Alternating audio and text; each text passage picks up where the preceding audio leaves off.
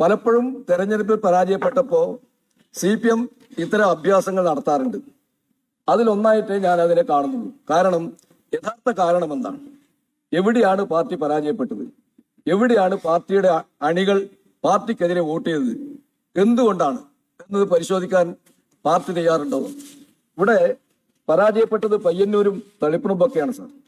പയ്യന്നൂർ എന്ന് പറഞ്ഞാൽ നമുക്കറിയാം CPMന്റെ കേരളത്തിലേതല്ല, ഇന്ത്യയിലെ തന്നെ ഏറ്റവും വലിയ ശക്തി കേന്ദ്രമാണ്. തളിപ്പറമ്പാണെങ്കിൽ മൊറാഴിയും വെക്കളവും അതുപോലെ തന്നെ റാക്കലിന്റെ നാടായ കരളവും കുഞ്ഞാക്കമ്മയുടെ നാടായ കണ്ടക്കയും പാടിക്കുന്ന ദൃക്സാക്ഷികളും കാവുമ്പായി സമരസേനാനിയായിട്ടുള്ള കുഞ്ഞിക്കന്റെ നാടായ മലപ്പട്ടവും എല്ലാം ഉൾപ്പെടുന്ന പ്രദേശമാണ് സാർ തളിപ്പറമ്പ്. ആ തളിപ്പറമ്പിൽ ഇടതുപക്ഷം തോറ്റു. എന്തുകൊണ്ട് തോറ്റു? എവിടെയാണ് വോട്ട് ചോർച്ച? അപ്പോഴാണ് ചില വിദഗ്ധന്മാർ പറയുന്നത് പള്ളിയിൽ നിന്നുള്ള നിർദ്ദേശം കൊണ്ടാണ് അവിടെ പരാജയപ്പെട്ടതെന്നാണ്. അവിടെ ന്യൂനപക്ഷ വർഗീയത ഉറഞ്ഞു തുള്ളലാണ് ഉണ്ടായതെന്നാണ് കണ്ണൂർ ജില്ലാ സെക്രട്ടറി പറയുന്നത്. വസ്തുത അതാണോ? യഥാർത്ഥത്തിൽ അതാണോ വസ്തുത? യഥാർത്ഥത്തിൽ എവിടെയാണ് പരാജയപ്പെട്ടത്? കമ്മ്യൂണിസ്റ്റുകാരാണ് സാർ. കമ്മ്യൂണിസ്റ്റുകാരുടെ CPMനെതിരായി വോട്ട് ചെയ്തിട്ടുള്ളത്.